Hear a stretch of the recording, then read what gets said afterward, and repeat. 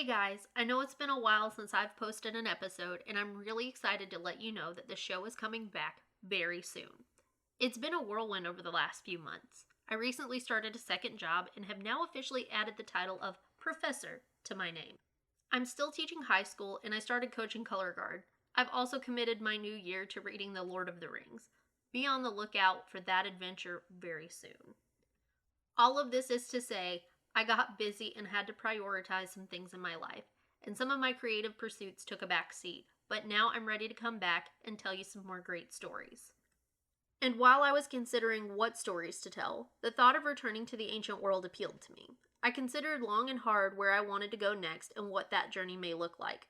It just made sense. Let's go look at a culture known for its innumerable contributions to government, science, art, history, and storytelling. That's right, we're heading to ancient Greece. And I guess that also means Rome. Now, if there is one culture that has affected our storytelling in the Western world as much as the Celts, it is definitely ancient Greece. I mean, the Romans loved it so much that even they stole some of it. Some of the very words that we use in our language come from those stories, and they're even taught as part of the most high school curriculums. I know that my classes are getting ready to dive into Greek mythology prior to their state testing in May.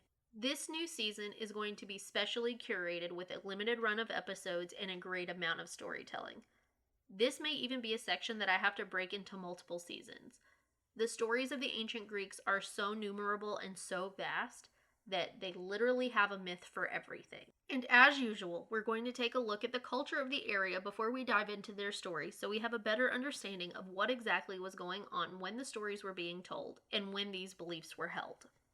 The mythology of the ancient Greeks and Romans has been something that has inspired writers, poets, playwrights, and even movie makers throughout the generations. No matter how old they get, we seem to come back to them, and I believe they are worth a deep dive. We'll start at the beginning, looking through the creation stories and down to their thoughts and feelings on how even the world would end.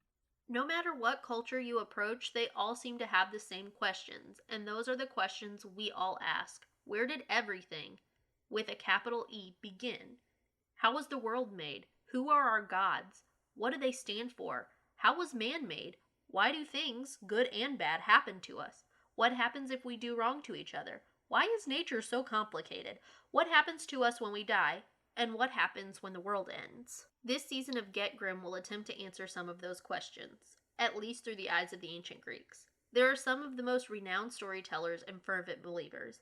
So come on a journey with me to the oracle, consult your soothsayer, and be on the lookout for signs from the gods, or just your favorite podcatcher, for the return of Get Grimm.